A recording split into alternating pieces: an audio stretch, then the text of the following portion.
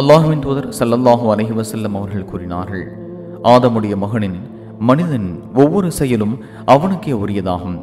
ஆனால் நோன்பை தவிர நிச்சயமாக நோன்பு எனக்கு மட்டுமே உரியது, அதற்கு நானே நற்பலன் அளிப்பேன் என்று அல்லாஹ் கூறுகின்றான். நோன்பு பாவங்களிலிருந்து காக்கும் கேடயமாகும்.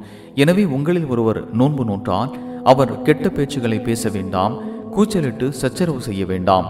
யாரேனும் அவரை ஏசினால் அல்லது அவருடன் சண்டையிட்டால் நான் நோன்பாளி என்று அவர் சொல்லட்டும்.